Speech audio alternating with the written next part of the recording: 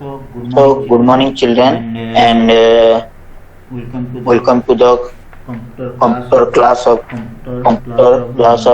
standard 7. And your first chapter is the evolution of computer. You can see on your screen also. First chapter is your evolution of computer. It means computer कैसे आया, मतलब पहले क्या था. जैसे हम लोग एग्जाम्पल भी देख सकते. You can see the example on previous early year. Humans how develop from monkey to human created. You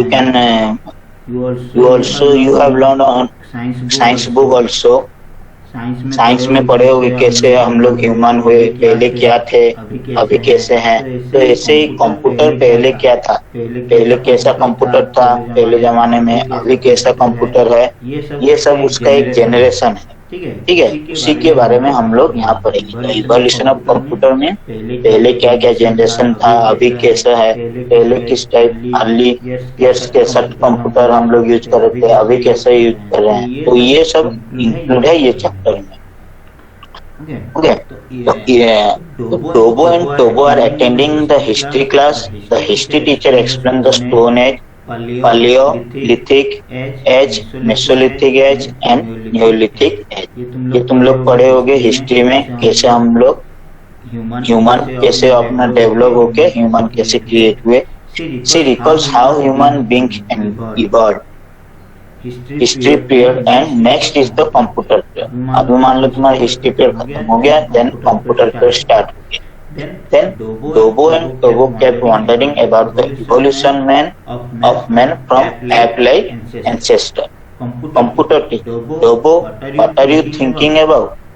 Dobo, our history teacher just told us about human evolution. I am thinking how computer evolved. तो उनका पहले जो class था उन्होंने teacher उनको समझाए थे किसको, डोबो को, कि ह्यूमन का कैसे इवॉल्व होता. तो उसका माइंड में डोबो का माइंड में अभी है कि वो कंप्यूटर कैसे इवॉल्व हुआ है, उसको भी जानने का अभी मन. तो जो पूछा टीचर को, तो टीचर क्या बोलते हैं, all student of class lab partial computer is thinking about it's evolution. Teacher, many inventor contributed to the evolution of the computers. Computer is a complex piece of machinery made of many parts, each of which can be considered as a separate. तो एक computer क्या है, एक machine है जो कि बहुत सारे पार्ट्स को लेके क्रिएट होता है. तो उसका जब इन्वेंशन हुआ तो बहुत सारा वो जनरेशन पास होके वो आया है. तो कैसे वो हुआ है देखो. Okay, let's talk about the evolution of computer. और ये तुम लोग को मालूम होगा, Charles Babbage is the known as the father of computing और कंप्यूटर. चार्ल्स बेबेज को क्या बोलते हैं, father of computer. Now come to the next topic, the history of computing. Computer का जो हिस्ट्री या कंप्यूटिंग कैसे होता है, ये हम क्या है इसका हिस्ट्री, अब उसके बारे में चलो जानते हैं. The computer had it's beginning in 19th century when English mathematics professor named Charles Babbage design analytic engine. तो ये कब डेवलप हुआ था, it is develop from the 19th century when English and mathematics professor Charles Babbage designed an analytical engine who calculate our song. In this, it is on this design that the basic framework of the computers of today are based. Tobo. Then when Charles Babbage told analytical engine, then Tobo asking, is it train engine? Then teacher replied, no, not train engine. Watch this video and you can see, watch the video from the YouTube by the given link here also. But here you cannot see. That's why move to the next page. That is your generation of computer. Now the main topic will start, generation of computer. You can see on your book on the generation of computer, first generation, second, then third, then fourth, then fifth. Total 5 number of generation are there in the computer. So per teacher depending on the time period, depending upon the time period in which the computer were used and their operation, they are divided into different means depending upon the time period, कौन सा time period में क्या कैसे हम लोग को, जैसे तुम लोग आज नाउ तुम लोग को कैसा कंप्यूटर थे, पहले जमाने में कैसा कंप्यूटर था, पहले जमाने में मोबाइल, फॉर एग्जांपल मोबाइल ले लो, पहले जमाने में कैसा मोबाइल, कीपैड वाला मोबाइल था, लेकिन आजकल कैसा मोबाइल आ रहा है, सब टच स्क्रीन वाला आ रहा है। तो ये क्या होता है ना, जनरेशन हम लोग का जब चेंज होता है तो उसका नेट भी चेंज होता है। फिर फ्यूचर में कुछ डिफरेंट टाइप का मोबाइल भी आ, जैसे कि तुम लोग देखे होगे बहुत सारे एडवर्टाइजमेंट, फोल्डिंग वाला मोबाइल भी आ रहा है, खोल कर जैसे तुम लोग बुक ओपन करते हो ऐसे मोबाइल को ओपन करके भी टाइप कर सकते हो ऐसे भी। तो फ्यूचर में ऐसे उसका अगर नीड होगा तो उस टाइप का भी कंप्यूटर या मोबाइल भी आ सकते हैं। ठीक है, तो दोगो what are the generation teacher like, we have different generation like grandparents, then children at home depending on our age or the year in which we are born. In same way we classify computer into 5 different generations.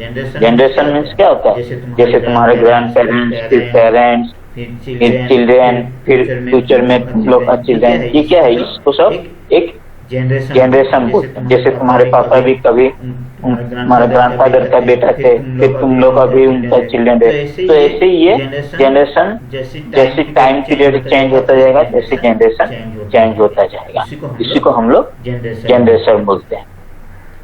Then come to your next page, page number 4। Let's watch a PPT. ये PPT मैं तुम लोग को group में share कर दूंगा। जैसे यहाँ एक्टिविटी दिया है, great great great grandfather then name, अगर तुम लोग को मालूम होगा यहाँ लिखना अपना great great great grandfather, then great great grandfather, then great grandfather, grandfather other yourself. जिसको जितना दूर तक आता है यहाँ एक्टिविटी में तुम लोग अपना बुक में लिखना। ओके, then teacher क्या बोले देखो, have you seen the early mobile phone, the first mobile phone? Dogo, no. Let's see the different generation of mobiles. I have some photos with me. So you can see here children in 1999 how the mobiles are, then in 2008 how it is developed, 2010, 2012, 2016, and nowadays you are using the full touch screen. In the 2016 touch screen you can see in this part it is black color part is there. Okay, but in 2020 or 2019 it is already fully touch screen mobile. तो तुम लोग यहाँ देख सकते हो 1999 में कैसा mobile था, कीपैड वाला था, छोटा स्क्रीन था और एक यहाँ एंटेना एक छोटा सा लगा हुआ था। तो यहाँ एक एंटेना लगा हुआ है, बट 2008 2010 ये एंटेना तो गायब हो गया लेकिन कीपैड वाला रह गया। देन इन 2010 एंटेना भी गायब हो गया, स्क्रीन थोड़ा बड़ा हो गया, फिर ऐसे थोड़ा थोड़ा स्क्रीन के साथ फिर कीपैड आने लगा, 3 कीपैड वाला, only 3 keypad control buttons are there in the mobile, but nowadays you are using the fully touch screen mobile. तो ये क्या है, एक जनरेशन है, इसको हम लोग क्या बोलते हैं, this is called the generation of mobile, generation of cell phone. So earliest mobile phone was simply phone bulky with only calling feature. पहले जो मोबाइल था in early years the mobiles are used for only for calling. The screen was also very small. There was no camera in and camera भी वहाँ नहीं था. Gradually more features were added in the upcoming phones. Every new model of phone had better features than the previous one. तो जैसे ही generation change हुआ, जैसे ही needy हम लोग को जब उनको नीड हुआ कि एक्स्ट्रा फीचर कुछ होना चाहिए तभी जाके वो वैसे डेवलप हुआ। अभी नाउ तुम लोग क्या स्मार्टफोन में तुम लोग कुछ भी कर सकते हो, नेट भी चला सकते हो, यूट्यूब वीडियो गेम सब कुछ तुम लोग कर सकते हो। लेकिन पहले जो in earlier mobile that are only use for calling feature, सिर्फ कॉल ही जा रहा था, लेकिन आजकल मोबाइल में हर चीज हो सकता है। Okay, now come to your next page. Have you seen your father's smartphone? Dobo. Yes, it has a number of features like camera, internet, video recording, number of apps, etc. It is like a mini computer in our hand.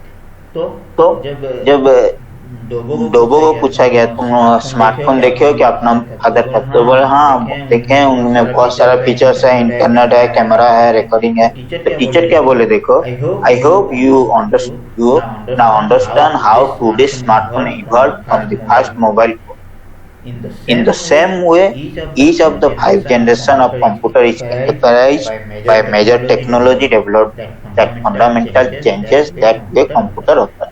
Teacher क्या बोले, like जैसे ही हम लोग का mobile phone evolve हुआ, according to the time period, according to generation mobile phone change हुआ, like that computer also change from the earlier to nowadays. So most developments resulted in the computer becoming increasing the smaller, cheaper, more powerful, efficient computing device।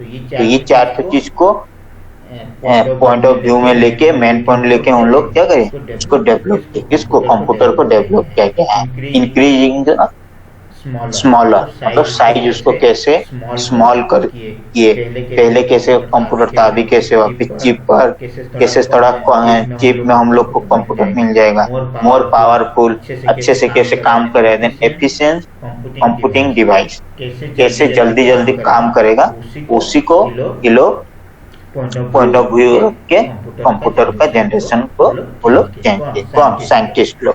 Then just like we refine ourselves every day by new learning experience, computers were also refined in terms of hardware and software. You know very well computer is made of 2 things, one is hardware and second one is software। तो हम लोग जब कुछ change करना चाहते हैं, if you want to change anything on the computer, then what we have to change, we have to upgrade the hardware, we have to upgrade the software। For example, if you want to use an app, अगर एक app तुम्हारा बहुत पुराना हो चुका है, तो तुम लोग क्या करते हो, उसको अपडेट करते हो। You update the app so that new features added on your mobile phone on that particular है। जैसे तुम गेम भी खेलते हो तो अपडेटेड वर्जन वाला हमेशा रखते हो, सो दैट क्या होता है, तुम लोग को एक्स्ट्रा फीचर्स मिलता है, कुछ न्यू फीचर्स ऐड होने से तुम उसको यूज कर पाते हो। तो ऐसे ही कंप्यूटर को जब वो लोग डेवलप किए तो उसका हार्डवेयर एंड सॉफ्टवेयर को वो लोग अपडेट किए, हार्डवेयर एंड सॉफ्टवेयर के ऊपर वो लोग काम करके उसको डेवलप किए। तो फर्स्ट जनरेशन कंप्यूटर हम लोग अभी पढ़ते हैं, देखो first generation computer 1940 to 1956, that means in this time period first generation computers were developed। 1940 से 56 तक फर्स्ट जनरेशन कंप्यूटर यूज किया गया, और इसका main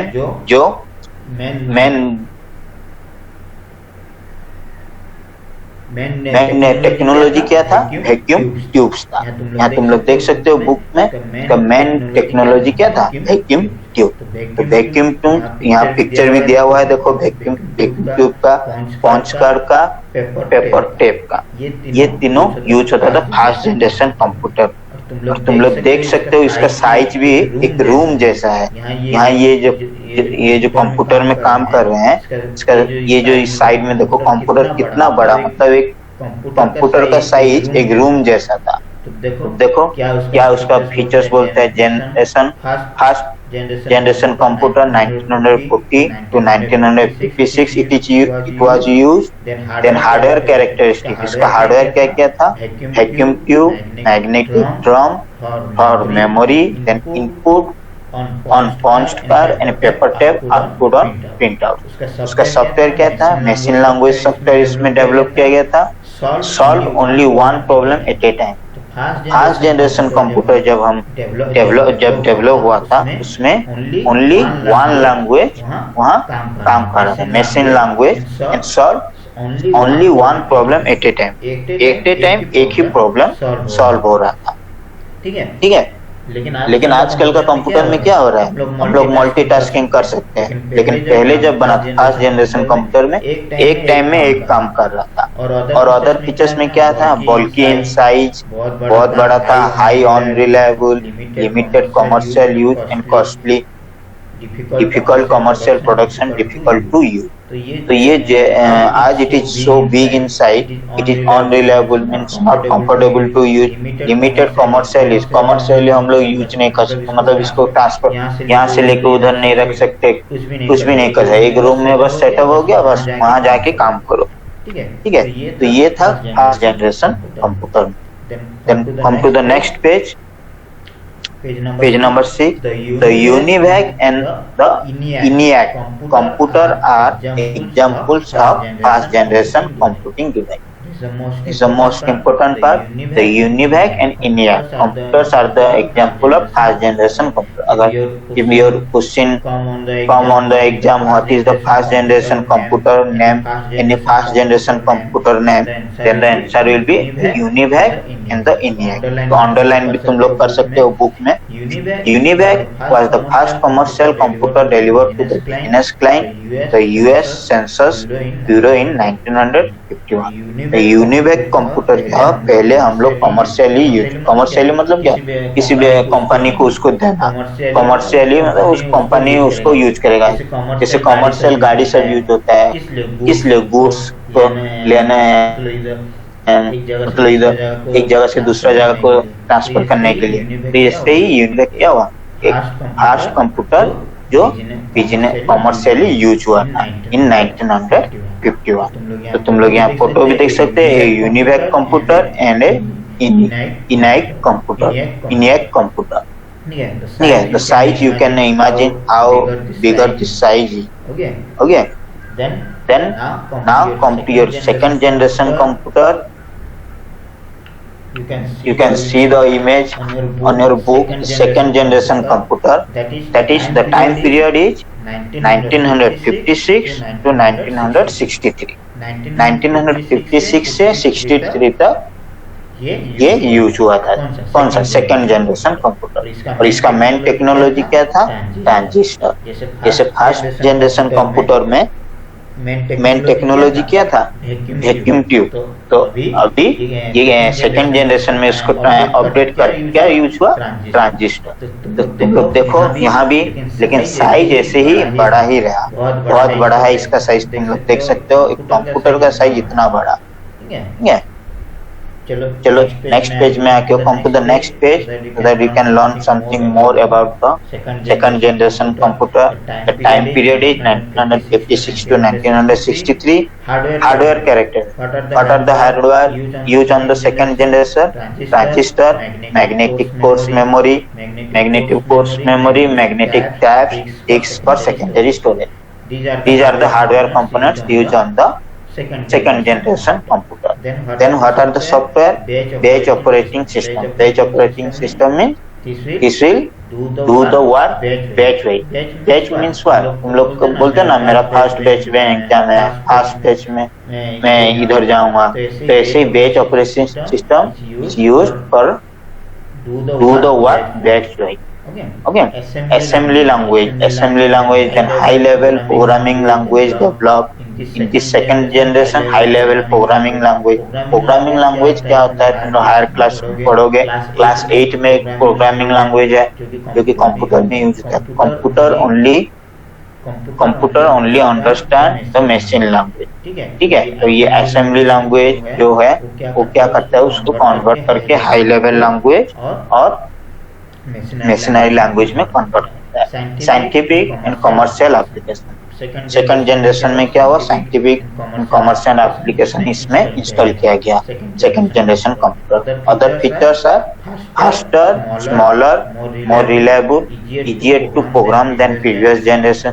As compared to the first generation computer, the second generation computers were faster and smaller. Commercial production was still difficult and costly, but the commercial production was still difficult. Why? Because the size of the computer are very large and costly also. This is also costly. So these are the first generation and second generation computer, and I hope you understand very well. The next class will discuss the more generation of computer. Okay.